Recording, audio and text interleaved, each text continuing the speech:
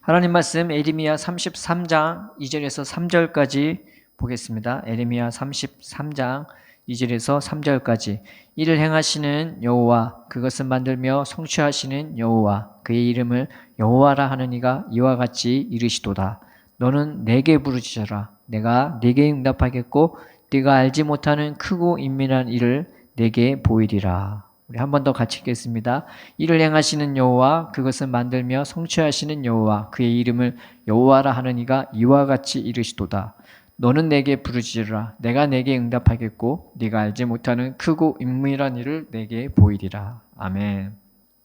예수님이 시험을 받으셨을 때 마귀에게 한 말이 뭐냐면, 마귀가 예수님을 시험할 때 네가 하나님의 아들이거든 이 돌들로 명하여 떡덩이가 되게 하라고. 왜냐하면 그때 예수님이 식사를 안 하실 40일 동안 그 금식하실 때였거든요. 그러니까 이 돌을 떡덩이로 만들라고 그렇게 말을 했습니다. 그렇게 시험을 했는데, 그게 왜 시험이죠?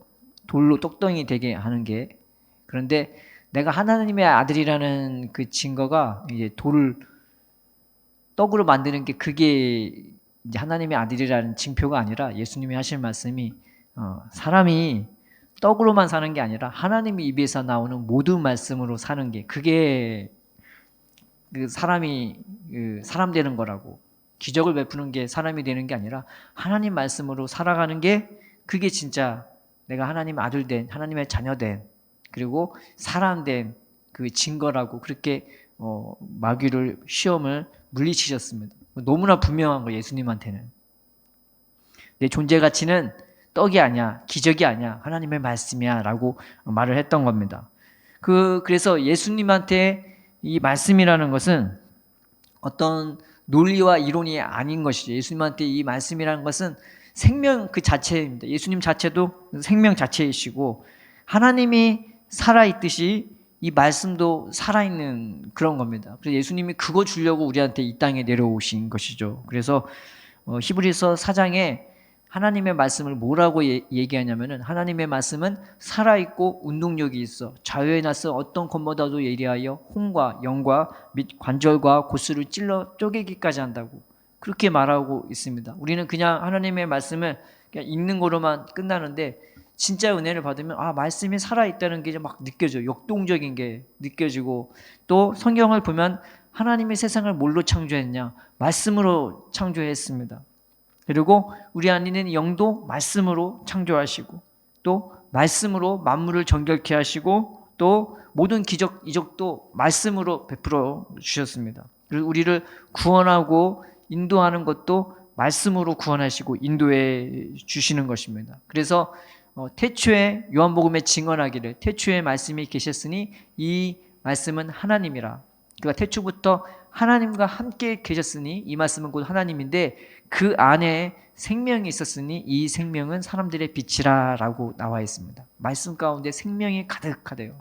그리고 또 증언하기를, 말씀이 육신이 되어 우리 가운데 거하심에 우리가 그 영광을 보니 아버지의 독생자의 영광이요 은혜와 진리가 충만하더라. 우리가 다 그의 충만한 데서 받으니 은혜 위에 은혜로라고 그렇게 말씀하고 있는 겁니다. 그러니까 예수님, 말씀 되신 예수님 안에 막 생명력이 막 무궁무진한 겁니다. 그래서 골로새서 1장에는 하나님께서 예수님 안에 모든 충만이 다 거하도록 하게 하셨다고, 그 안에는 모든 지혜와 모든 지식의 보화가 다 담겨 있다고 그렇게 말하고 있는 것입니다. 그래서 예수님이 이거를 주려고, 그 안에 있는 생명력을 우리에게 주시려고 이 땅에 내려오신 것이죠. 그래서 예수님이 사마리아 여인이 남편이 5명이 있는데 이게 다 만족이 안 되는, 그렇지만 또 이 남편, 새로운 남자를 만났는데 남편이라고도 안 해요. 그걸 예수님이 다 아시고 세상에서 그냥 너무나 힘들고 어렵게 괴롭게 살아가는 이 여인을, 사마리아 여인을 만나 주셨습니다. 얼마나 삶에 대한 염증이 많고 이루말 수 없는 괴로움이 많겠어요. 그래서 한낮에 아무도 안 다니는데, 한낮에 물도 뚫어 안 나가는 그 시간에 혼자 그 시간에 물들어 그 우물가에 갔는데, 거기서 예수님이 그 사마리아에게 하신 말씀이, 이 여인은 믿고 의지할 게 아무것도 없어요. 그래서 하나님밖에 의지할 수밖에 없는 여인인 거예요. 근데 그 여인에게 다가가서 나한테 물을 좀 달라고. 그러니까 사마리아 여인이 아니 유대인이 나한테 물을 달라고 보통 안 하는데 당신은 왜 내게 물을 달라고 하냐고. 그랬더니 예수님이 하시는 말씀이 이 물을 마시는 자는 다시 목마르지만 내가 주는 물을 마시는 자는 그 속에서 영생하도록 솟아나는 샘물이 될 거라고 그렇게 말씀해 주셨습니다. 예수님이 주시는 물은 예수님 안에 있는 그 생명, 그 말씀, 그 살아있고 역동적인 그 생명력으로 우리에게 주시려고 우리를 불러주신 것입니다. 또 요한복음 7장에 명절 끝날이 있어요. 이스라엘의 명절이 3개가 있죠. 하나는 6월절, 하나는 칠칠절, 하나는 장막절입니다. 그래서 6월절은 첫 곡식을 드리는 그 절기하고 관련이 있고요. 칠칠절은 오순절 날이잖아요. 성령이 임하신 날. 그날은 첫 이삭, 그러니까 밀 이삭을 드리는 그날인 겁니다. 그 날을 드리는 거고, 이제 장막절은 모든 추수, 뭐 과일이면 과일, 모든 곡식 다 끝난 다음에 그 다음에 맨 마지막으로 드리는 그 명절이 바로 이 장막절이죠. 장막절 맨 끝 명절을 7번째 모이는 절기인데 7번째 모이는 절기를 큰 모임이라고, 그래서 이걸 대회라고 하거든요. 예수님이 그 날에 선포하시면서 누구든지 목마를 것은 내게로 와서 마시라. 그러면은 성경에 기록된 그 생수의 강이 너희 심령에서 너희 배에서 흘러날 거라고 그렇게 말을 했습니다. 우리 인간이 아무리 노력해도 그런 생수는 나올 수가 없잖아요. 그런 풍성함은 나올 수가 없어요. 근데 그 장막이 우리가 모여서 우리가 무슨 힘써서 애써서 뭔가 추수하고 걷어서 모아들여서 열매를 드리는 그 날일 줄 알았는데 예수님이 그 가장 큰 날, 그 장막절이 바로 자기 자신에 대한 얘기였단 말이에요. 자기 자신에 쌓여있는 그 놀라운 그 곡식, 그 열매, 풍성함을 우리한테 부어줄 거라고 예수님이 선포하신 거예요. 엄청난 거예요. 우리가 준비해서 우리가 추수한 그게 아니라 하나님이 준비하고 예비하고 쌓아놓으신 그 생명력을 예수님 안에서 막 넘치도록 부어주시려고. 그래서 예수님이 그날에 크게 외치고 선포하셨습니다. 누구든지 목마르거든 내게서 와서 마셔라. 그래서 예수님의 사역은 공생의 사역은 크게 3가지로 나뉠 수가 있는데, 첫 번째는 사역 나가기 전에, 말씀을 선포하기 전에 고난받는 기간이 있습니다. 시험받는 기간이 있어요. 근데 이 기간은 고난이라기도 하기 그런 게 하나님과 예수님과 온전히 하나 되어지는, 하나님과 은혜로 충만한 교제의 시간입니다. 그러니까 안 먹어도 배부르고 늘 하나님의 은혜와 성령이 충만하니까 그 광야 40일 동안 그 하나님과 동행하며 교제하면서 광야 40일을 버텨낼 수 있었던 겁니다. 마귀가 시험에서 요동하지도 않아요. 또 예수님이 그 사역을 시작하면서 그 안에 있는 생명력을 얼마나 주고 싶었든지 하나님은 이 기적을 행하며, 예수님은 이 기적을 베푸면서 기적 행하는데 목적이 있지 않았습니다. 사람들에게 이 생명을 주고 싶어서, 이 말씀의 은혜를 베풀고 싶어서, 그래서 모든 사람이 그 생명에 가득한 하나님 나라로 그들을 불러들이기 위해서 하나님은 이 말씀이 진짜인 것을 가르쳐주기 위해서 기적과 이적을 베풀어 주셨습니다. 그래서 병든 자를 낫게 하고, 눈먼 자를 뜨게 하고, 못 듣는 자를 듣게 하고, 말 못하는 자가 말을 하고, 그리고 못 걷는 자가 걷게 하고, 문둥병도 낫고, 죽은 자가 살리고, 이 사회에 기록된 모든 예언들이 예수님을 통해 다 이루어지는 거예요. 왜 그런 표적이 나타났냐? 진짜 것을 주기 위해서, 진짜 것을 보게 하고, 진짜 것을 듣게 하고, 진짜 것에 대하여 말할 수 있게 되고, 감사하게 되고, 찬양하게 되고, 또 진짜 걸을 수 있는, 영적으로 걸을 수 있는 사람들이 되게 하고, 진짜 하나님의 감각 없었던 사람들이 영적으로 깨어나서 그 하나님을 누리면서 이제 감각 있는 자들이 되고, 진짜 하나님의 길을 걸을 수 있는 사람들이, 진짜 살아있는 사람들이 되도록 하기 위해서 하나님은 이 예수님 안에 있는 생명력이, 예수님이 하시는 그 증언과 그 전도가 진짜인 것을 가르쳐주기 위해서 예수님을 통해서 기적과 이적을 베풀도록 허락해 주셨던 것입니다. 예수님의 그 기적과 이적을 베풀면서 한 번도 사람들의 그 시선을 받기를 예수님은 부담스러워했어요. 항상 피해 다녔고요. 그래서 그런 표적 기적 같은 거는 거저 주었단 말이에요. 물론 안 보이는 참된 은혜도 거저 주시지만 사람들이 자기한테 왜 찾아오는지 알았기 때문에 세상 것 찾으려고, 세상 것 얻으려고 오는 것을 알았기 때문에 예수님은 피할 수밖에 없었습니다. 예수님이 진짜 주려고 했던 것은 예수님 안에 있는 그 생명, 그걸 주길 원했던 건데, 사람들은 예수님을 통해서 세상 영광과 세상 부귀를 얻으려고 예수님에게 찾아오는 것을 알았기 때문에 예수님은 그 자리는 피할 수밖에 없었습니다. 그런데 예수님이 사역하시면서 앞장섰던 딱 한 시간대가 있는데, 그게 바로 십자가지로 예루살렘에 올라갈 때 예수님은 그때 제일 앞에 서서 예루살렘으로 올라갔습니다. 왜냐? 예수님이 십자가를 통해서 이루어질 일이 뭔지를 예수님은 알았기 때문입니다.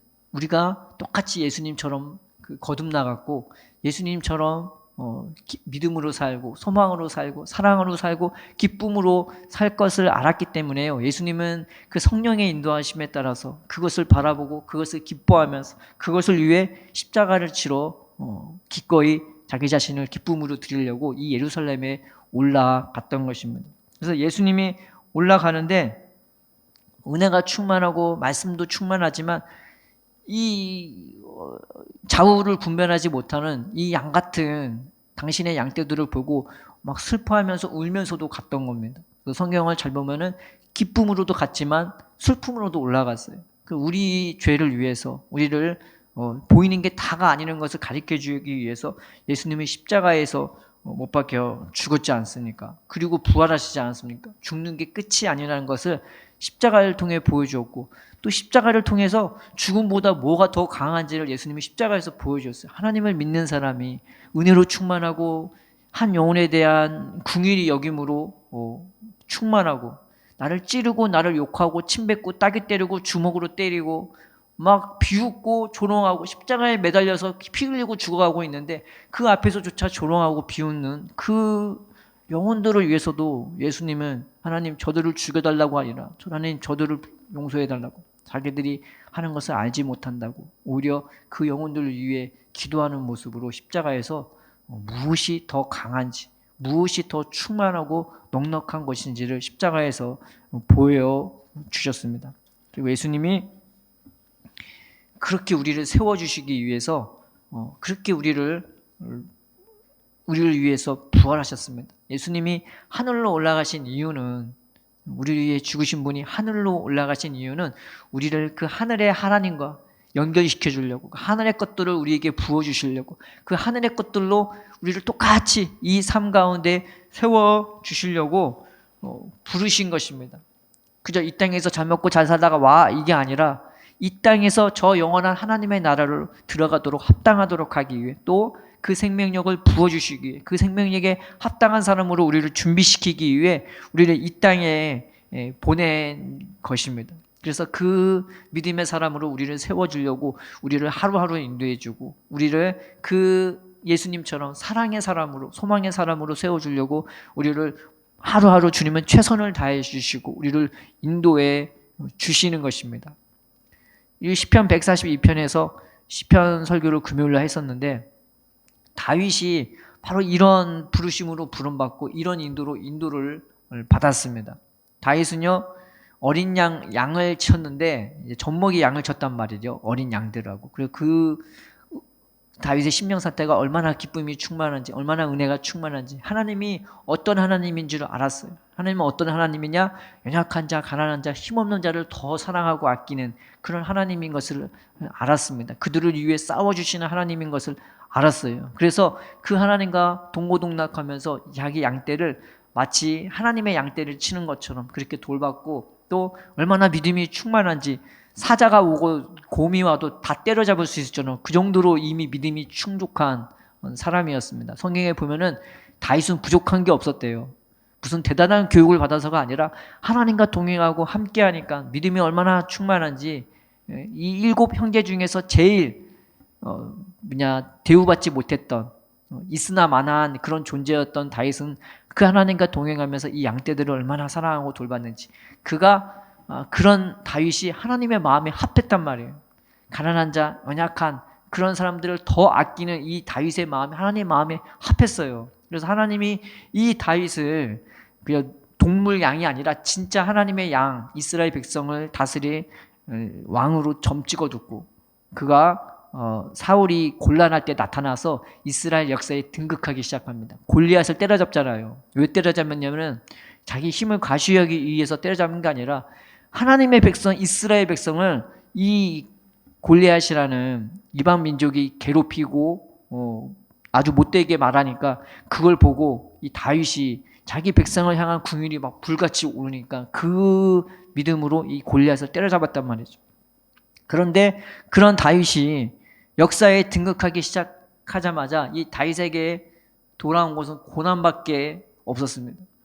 놀랍게 다윗은요, 사울과 자기의 인기가 사울보다 더 능가했단 말이에요.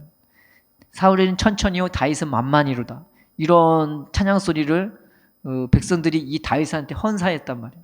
그러니 그 인기와 영광이 있었다면 다윗은 능히 사울을 누르고 왕위를 쟁취할 수 있었던 사람이었을 것입니다. 근데 다윗은요, 그 세상 거 얻겠다고 그런 식으로 사울과 싸우지도 않고 왕이 되려고 하지도 않았습니다. 그런 욕심을 부리지도 않았고, 다윗은 자기가 있는 자리에서 목동이면 목동, 그리고 천부장이면 천부장, 군대 장관이면 군대 장관, 자기가 있는 자리에서 백성을 사랑하는 마음으로, 그 하나님을 믿는 마음으로 굉장히 대담하게 그리고 지혜롭게 사랑으로 성실히 그 일들을 하나하나 해나갔습니다. 그런데 사울이 이 다윗을 죽이려고 쫓아가는 거죠. 다윗이 얼마나 괴로웠겠어요.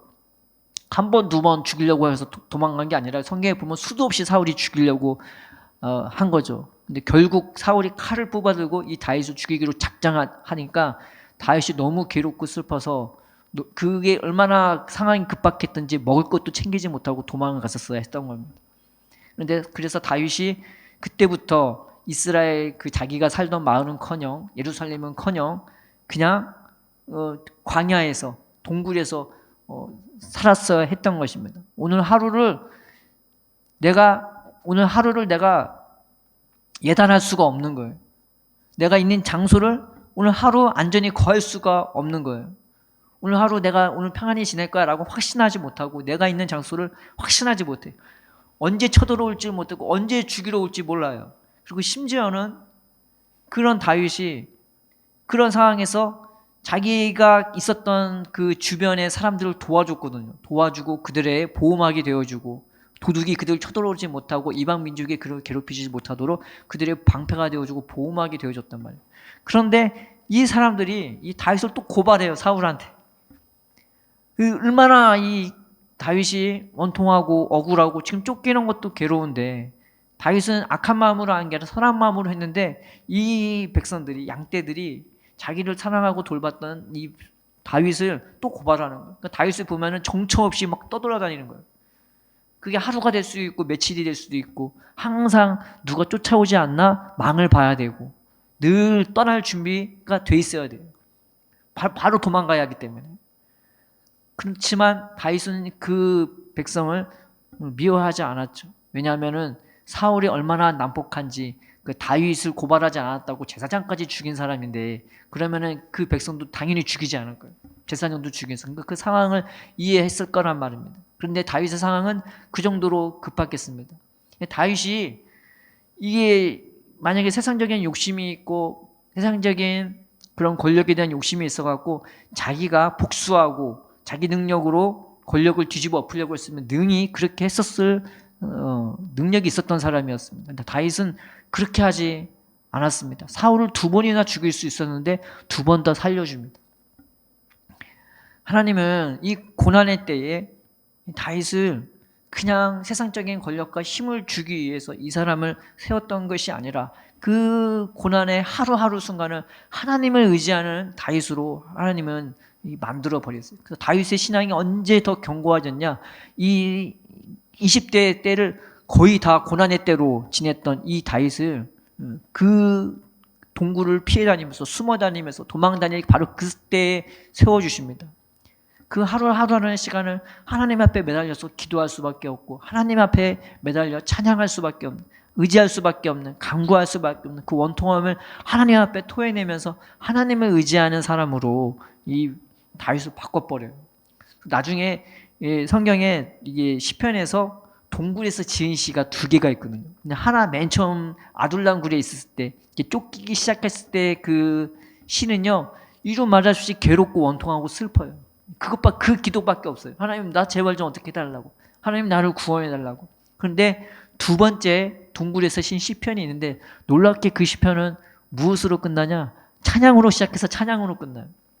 이제 하나님의 은혜가 함께하고 있으니까 하루하루가 믿음으로 하나님이 나와 함께 하시는구나. 하나님이 나를 지켜주시는구나. 하나님이 나를 인도해 주시는구나 하면서 그 하나님의 생명력으로 끊임없이 이 다윗의 심령에 그 은혜가 흐르니까 아둘람 굴에서요, 다윗은 오히려 하나님을 찬양하고요. 나중에 보면은 다윗이 왕이 되었을 때만 선한 일을 했던 게 아니라 쫓기는 가운데서도 주위 사람들을 지켜주고 보호해주고 오히려 원수를 갚아서 그 선물들을 주위의 사람에 다 나눠주는, 왕이었을 때 그 일을 한 게 아니라 그가 쫓기는 와중에 그런 일을 할 수 있는 믿음의 사람으로 바뀌어진 것입니다. 그러니까 하나님이 다윗을 그렇게 세워주신 거예요. 하루하루.